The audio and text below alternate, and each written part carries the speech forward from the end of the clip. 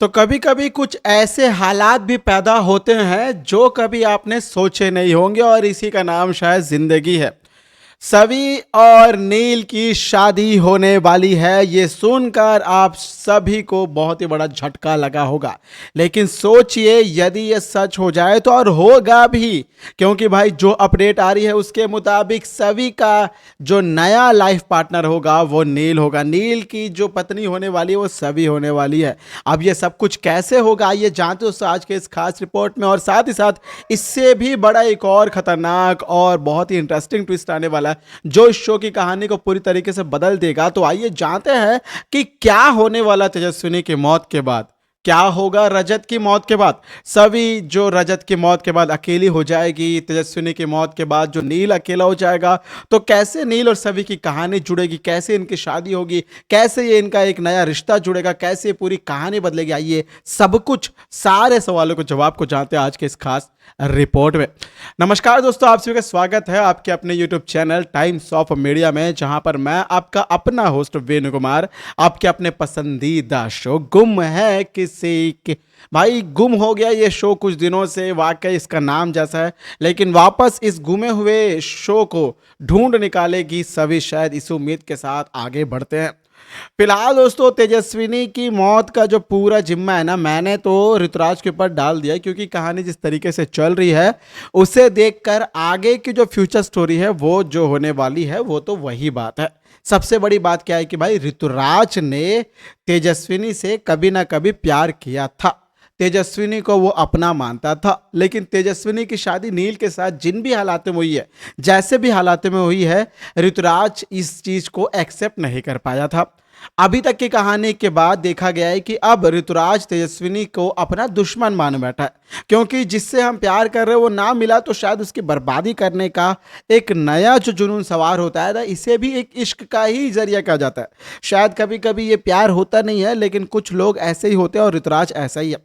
अब ऋतुराज को सबसे बुरी बात यह लगी कि नील के साथ ऋतुराज का जो बॉन्ड था वो खराब हो गया, क्योंकि नील और ऋतुराज पहले एक दूसरे के साथ बहुत ज्यादा प्रैंक, ओपन और भाई जैसे रहा करते थे। लेकिन इन दोनों के बीच में जब से तेजू आई है और तेजू का ऋतुराज के साथ जो कनेक्शन था वो नील को पता चलना, फिर नील का धीरे धीरे तेजस्विनी के ऊपर भरोसा करना और उस भरोसे पर खरे उतरते हुए तेजस्विनी भी नील को अपना पति धर्म मानना, पति मानना, सब कुछ जो सारी चीजें बदली ना, इन सारी चीजों में खुद को कभी भी हजम नहीं कर पा रहा था ऋतुराज।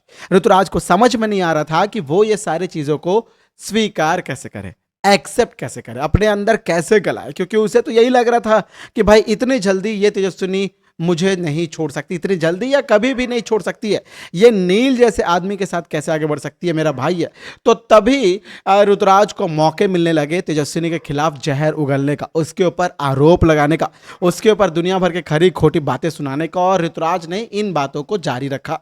थोड़ा बहुत ऋतुराज को नील की फैमिली का भी साथ मिला है। नील की फैमिली भी तेजू से बेइंतहा नफरत करती है, और इस बेइंतहा नफरत का बेइंतहा फायदा उठाते हुए ऋतुराज ने भी मौके पर चौका मारा है।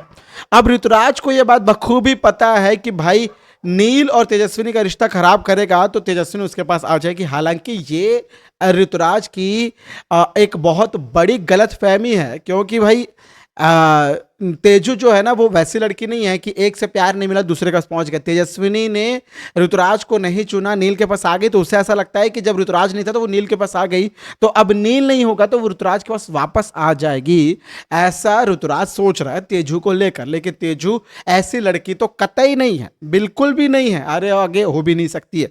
हालांकि होगी नहीं, क्योंकि वो तो इस शो में ही नहीं है, वो सबको टाटा गुड बाय अलविदा कहकर जाने वाली है। भाई एग्जिट नहीं लेनी है, परमानेंट एग्जिट लेने वाली, भाई उसकी मौत हो जाएगी। लेकिन इन सारे चीज़ें के देखने के बाद, इन सारी चीज़ों को टटोलने के बाद, इन सारी चीज़ों को मद्देनजर रखते हुए ये निष्कर्ष तो जरूर निकाला जा सकता है कि ऋतुराज ने तेजू को अपनी जिंदगी का सबसे बड़ा दुश्मन मान लिया है।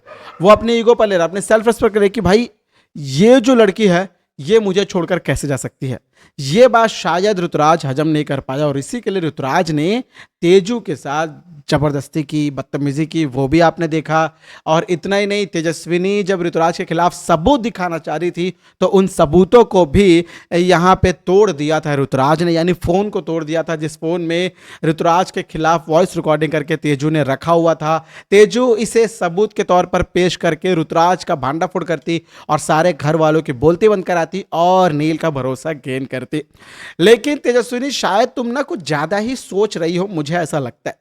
क्योंकि यदि तुम सच्चे दिल से प्यार करती हो तो तुम्हें भरोसा दिलाने की जरूरत नहीं है नील को। नील को ऑटोमेटिकली तुम्हारे पर भरोसा हो जाना चाहिए।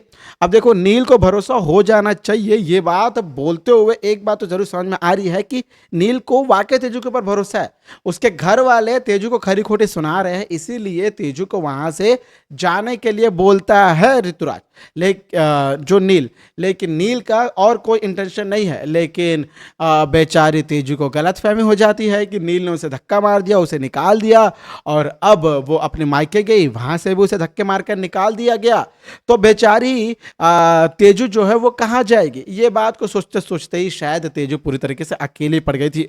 और इस अकेलेपन का फायदा उठाने के लिए ऋतुराज वहां पहुंचता है। इसके पहले भी वो पहुंचता है और जब भी मौका मिलता है ना, ऋतुराज तेजू के साथ जबरदस्ती करता है, बदतमीजी करता है, जाती करता है। और यही वो वजह है कि एक बार फिर से ऋतुराज तेजस्विनी के इस दर्द में मजे लेने के लिए पहुंच गया है। शायद इस लम्हे को अपने आंखों से देखना चाहता है।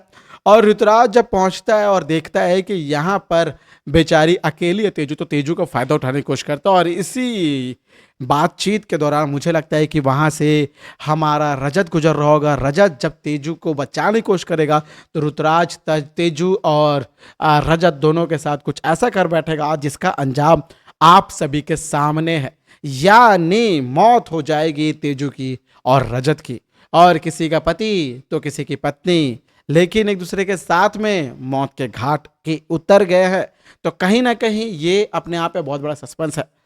तो हमारी आईपीएस सभी के लिए एक नया केस आया है, लेकिन ये केस उसके परिवार से जुड़ा होगा, उसके अपनेपन से जुड़ा होगा, उसके प्यार से जुड़ा होगा, उसके पति परमेश्वर से जुड़ा होगा, ये कभी सभी ने नहीं सोचा होगा।